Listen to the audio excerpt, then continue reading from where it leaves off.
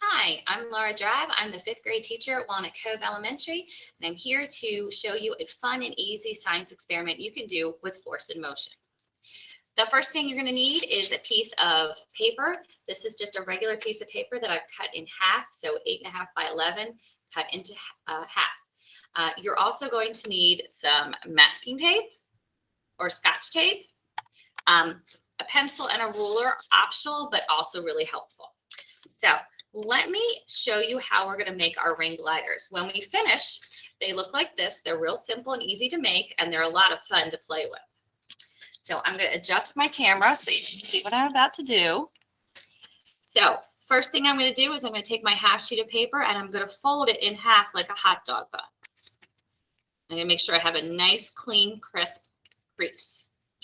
I'm then going to unfold my paper, and I'm going to take my ruler if I have one, because I want about a 1/2 inch from the bottom.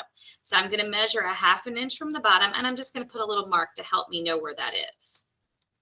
If you don't have a ruler, you can guess about a 1/2 inch. I'm then going to take my paper and I'm going to try to do a fold on that 1/2 inch mark. So I'm going to take it and I'm going to fold all the way down. This can be tricky, so take your time. Okay. Once I have my first fold, I'm going to do that, repeat it 3 more times. So I'm going to fold it once, twice, 3 times. Make sure your folds are nice and crisp. Okay. This is going to represent the front or the nose of the ring glider. Lastly, I'm going to take my ring glider, I'm going to turn it into a tube or a circular shape. I'm going to kind of bend it around. And to put it together, once I have it, I'm going to insert one piece into the back so that they're overlapping, okay? Just like this.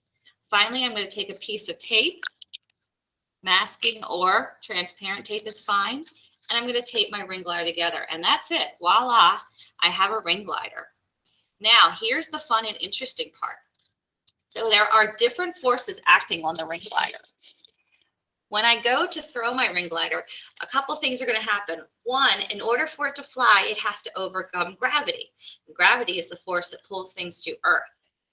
2, when I throw it, I'm going to be thrusting it forward, and I'm going to use it underhand to start with, but you can try overhand. You can try lots of different strategies to see how you can get your ring glider to fly.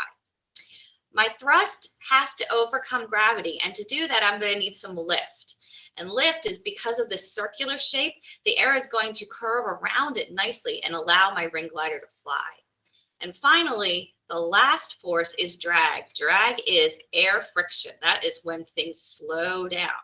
So if my thrust and my lift are strong enough, I will overcome the gravity and the drag, and my ring glider will fly.